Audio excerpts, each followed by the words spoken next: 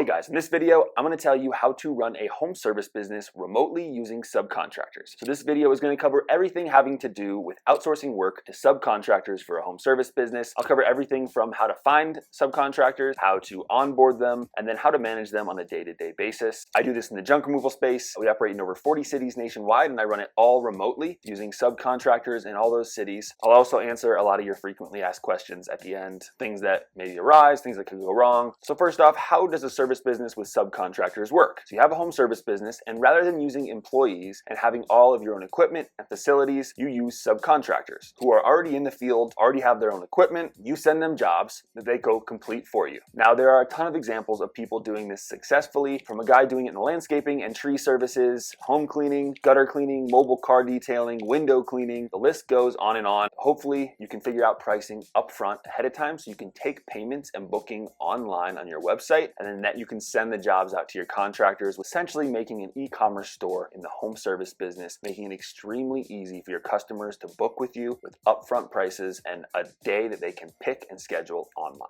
Now, first, before we start, I wanted to note that contractors are a part of your team. This is not a business where you're looking to cut corners and have subpar labor, subpar work. You can build an actual brand and provide actual quality service using subcontractors. You just have to go about it the right way. I've had many of the same contractors with me on my team for years, and that's because I look at our partnership as a long-term thing. I always err on the side of giving them benefit of the doubt, never trying to nickel and dime them. I always pay them really well, and we have a relationship built on trust and respect. So I've had jobs where subcontractors went to grab a couch and the couch was gone, and I still paid them full price for that pickup anyways. So I'm not trying to make money on a single job. I'm trying to build up locations with solid contractors who I can trust and build a brand with. I have even helped some of my contractors with SEO, marketing advice to help them build their own businesses. So you look at your contractors as team members, allies, and remember, your business cannot work and grow without them. So let's jump in. So first off, how do you find contractors? I'll walk you through a few different ways of finding contractors that include everything from some simple free ways to find your first contractor all the way up to paid scalable ways of finding lots of contractors once you're starting to grow and expand into new areas and new markets. Now, there are a bunch of places you can find contractors for your business, and each one has a slightly different approach. So I went through essentially 3 different levels of finding contractors. I'll explain each one of those levels, and then after you understand how to find contractors, I'll explain how to vet them, how to get them set up in your system, and how to send them jobs and manage them on the day-to-day. So first up, level 1 is the easiest method of finding contractors, and it's a great way to maybe find your first local contractor. Now, it may seem simple, but just ask around to friends, family, neighbors on your local Facebook group, next door group. Just ask if anyone, so if you're in a cleaning business, just ask your friends or family, hey, do you know of any good cleaners? The referral from a friend or family or local community page lets you know that these people likely already do good work. Now, when you find these referrals, stay away from recommendations of any big major businesses. Look for small, self-owned operations. These people likely aren't SEO or marketing experts and are looking for more work. They are the ones who maybe don't charge as much and would really appreciate you sending jobs their way. So level 2, if you have exhausted all in-person referrals from friends, family, neighbors, the next place to look and find contractors is on your local internet listing. So this is places like Nextdoor,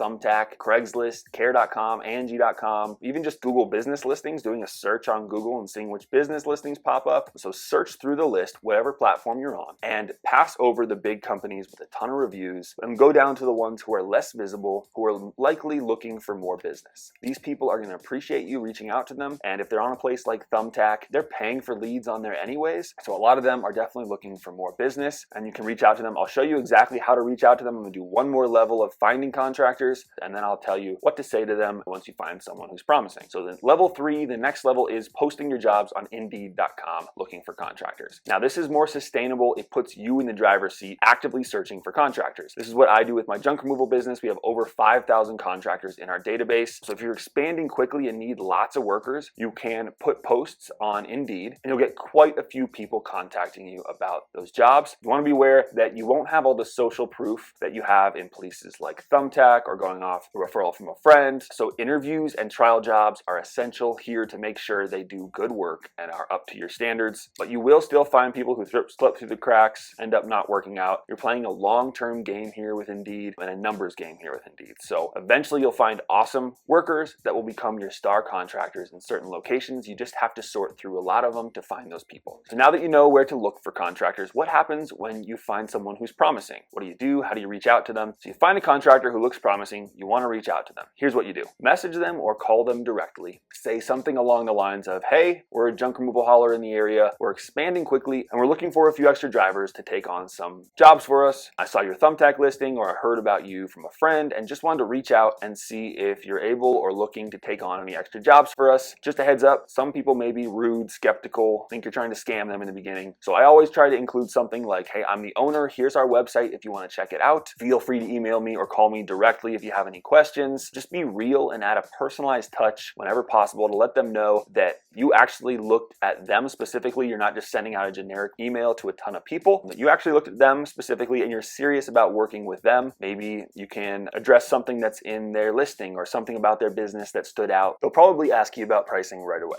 So when it comes to how much you pay them, I like to put my prices close to the big guys in the industry and pay my contractors 50% of that. So if it's a $300 job, I'll pay them $150. I take $150. Now the amount you pay your contractors will vary by industry, but for junk removal, I like to shoot for 50% profit margins on each job. You'll find that many small contractors have prices that are generally around 50% cheaper than the major companies anyways, but I'm always upfront with the contractors about the price, and I always err on the side of making everyone happy, making them feel appreciated. As I said, this has led me to have many contractors on my team for over 5 years. The fact that I've created a brand and have provided convenience by allowing the customers to book online with an upfront price and choose their day of service so that they can easily book and schedule online and pay for all upfront makes my website very, very competitive and appealing. You don't want to be fighting for the lowest price. Those are generally the pickiest customers anyways, and it ends up being a race to the bottom. So 50% is what you want to shoot for. So if it's a $300 job, you pay out your contractor $150, you take $150, and you want to put your prices not at the bottom, up close to the big names in the industry or right under those. And that'll generally leave you plenty of margin to be able to pay out contractors. So once you find a contractor who's interested in the pricing structure fits and works for both of you, I like to hop on a call with them,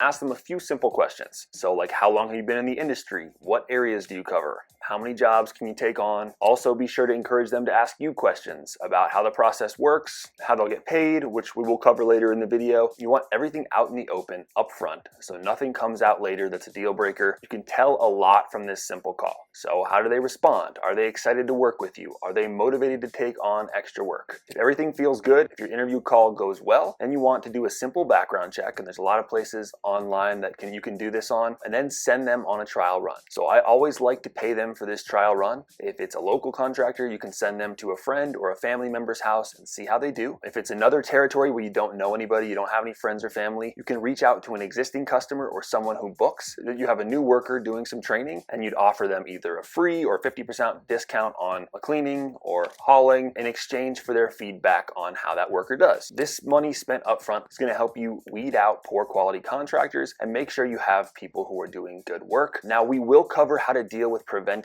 contractors from stealing your customers later in this video, but during this trial run, you can also have the customer who's doing the review for you, giving you the feedback. You can have them ask the contractor how they can book another job and see how the contractor responds. Do they cut you out or do they send the customer back to you to book? Anyone who tries to cut you out is probably not a good long-term fit. So if you found a contractor that has passed all the tests, you're going to want to send them over a contract. Now, this contract doesn't have to be anything crazy and it can evolve over time. I've got a sample contract down below in the description that you can download and just kind of change out specific details on the type of business that you run and your pricing structure. But this will cover the majority of things that you want to have in place with a contractor. A few things I like to have in the contract are things like how your business operates, the standards you expect from your workers, and something to scare them away from trying to steal your clients for themselves. Saying that you'll take legal action if they should do anything like that, try to cut you out and steal your clients. Now, most good contractors won't want to steal one customer from you and risk all the rest of the jobs you're sending their way. So it may happen on a rare occasion, but as long as your business is growing and it's not a company-wide problem, I don't give it much attention. It hasn't been a major issue in my business. Again, I'm focusing on the big picture and not sweating all the small stuff in the beginning. This contract can and will expand over time, but this is a good thing to just have in place in the beginning, and don't sweat it too much in the beginning. can just get started, start getting jobs, and that contract can evolve over time. So when you onboard a contractor, after you give them the contract, you just want to get a W-9 from them so that you can send them 1099s for taxes. Whether they have an LLC or not is on them. So once you fully onboard the contractor, you can start sending them jobs. But you get them set up in your system. I use ZenBooker to send jobs out to contractors. There's a lot of other options out there, House Call Pro, Jobber. I just like the way ZenBooker functions, but there are a lot of options out there. If you do want to sign up for ZenBooker, there's a 30-day free trial. I am an affiliate of them now. I've used them for years, so that's not why I recommend them, but I've just been sending so many people to them that now I'm an affiliate. But I love ZenBooker. If you're looking for something to manage your service business remotely, ZenBooker is great, but there's a lot of options out there. Whichever you choose, a lot of them are going to function similarly. So those softwares will have a really easy process to have you set up any contractors that you find in the system so that they can be sent jobs. So now you have your contractors onboarded. Now I'm going to walk you through a standard job and how the day-to-day operations and management work with contractors when everything goes well, and then I'll talk about what can go wrong and answer a lot of the frequently asked questions you guys have about how to deal with problems that occur. So when everything goes well, a booking comes in on our website or they call in and we book through the same software. The customer is booked and paid online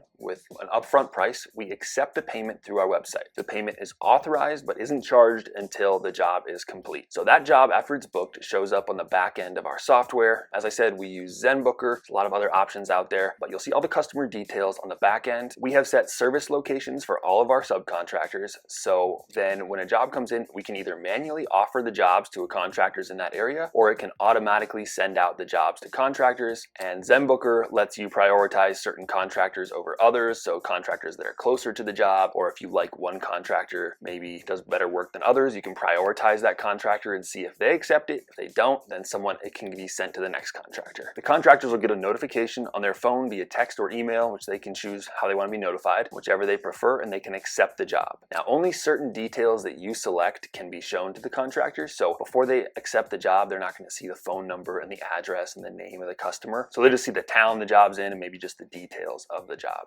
So you can fully customize the details that your subcontractors see. Now, leading up to the job and even after the job, the contractor and the customers are all communicating with one central person at our business who coordinates the driver's arrival, questions, customer questions, appointment changes, refunds, cancellations, anything like that. This person's only job is coordinating the drivers and the customers and making sure all the logistics of the pickups or all the logistics of the cleanings go smoothly. In the beginning, that person can also be answering phones as well, and this might be you in the beginning. I actually recommend that this is you in the beginning when you start so that you can learn all the ins and the outs of the business before you pass it off to somebody else. On the day of the job, the subcontractor can use the app. Well, ZenBooker has a branded app for our company, but they can use the software. In most of the softwares, we'll let them with a single click press a button that says they're on their way. The customer will be notified that they're on their way to the job. So the contractor arrives, does the job specified, and then leaves. If there are any unforeseen issues or changes, either the contractor or the customer will call our coordinator or dispatch, as we call them, and they can deal with price changes, refunds, cancellations, rescheduling, complaints, anything like that will go through that single dispatcher. They've been coordinating and talking with the driver leading up to the job. They've been talking to the customer leading up to the job. So they have all the information on what's been going on and they can resolve those issues. I will talk about a little bit later in the video how I deal with complaints and if things go wrong. But upon leaving, the contractor will mark the job as complete. The admin team can see the completed status and then charge the card. Upon marking it complete, an email will also automatically be sent to the customer asking them about their experience and offering them to leave a Google review. A large percentage of customers will fill out this quick one-question survey, and it's a great way to get feedback on how that subcontractor is performing. They can leave a 1 to a 5-star review, and you will quickly see which subcontractors are doing well and which are not performing so well. So this feedback is a great way to kind of have your hand on the pulse of how the jobs are going since you're not there. So that's a perfect situation, but what about all the other details? Here are the answers to the most common questions I get about contractors and what could go wrong. So one of the biggest questions I get is, how do you stop contractors from stealing your customers? I've had many contractors with me for years, and we have a great relationship because I prioritize them. Now, I've never tried to skimp them or rip them off. I see our relationship as a long-term thing.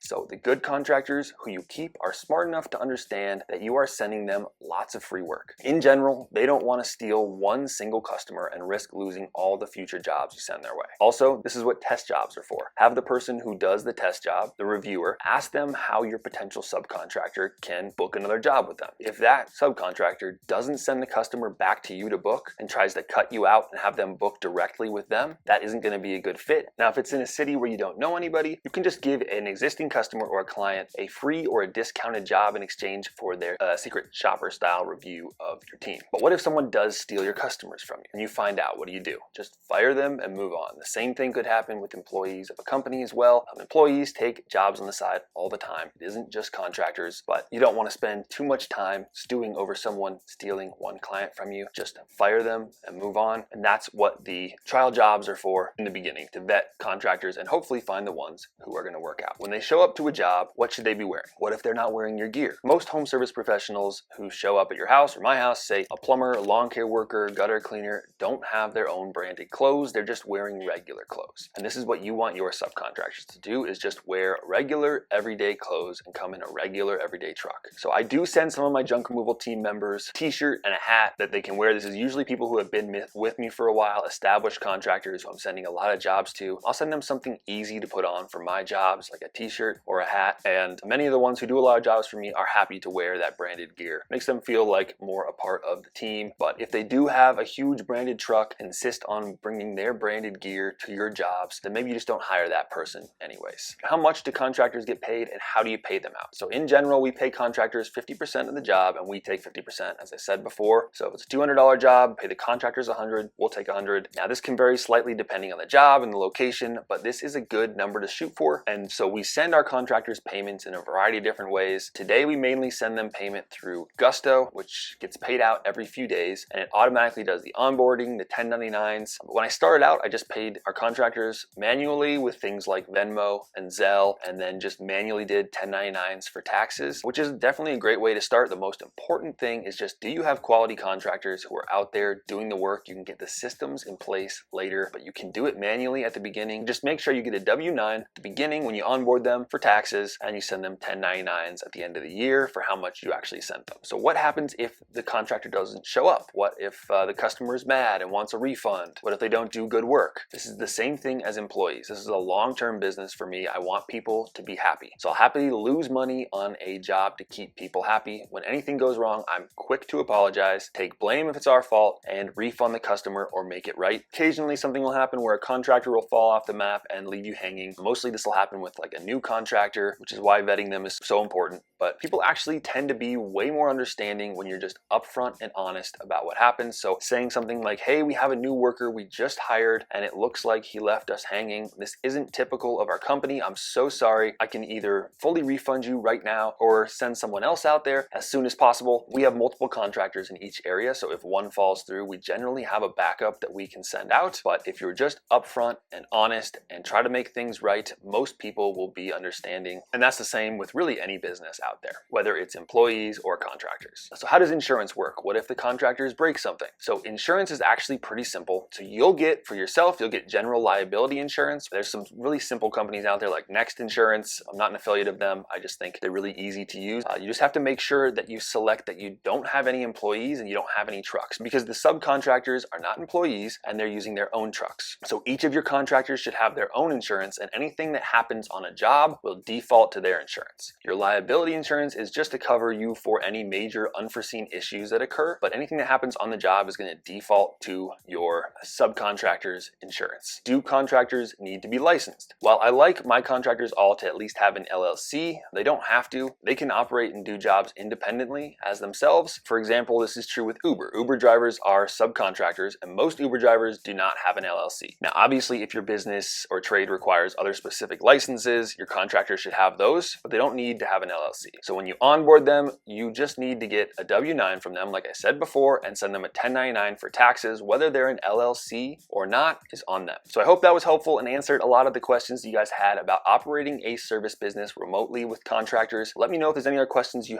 have that you want to see in another video, or any videos you want to see regarding this remote home service model that you'd like me to make. I really appreciate you guys watching. I hope you go out there and take some action. Like and subscribe if you haven't already, and we'll see you in the next one.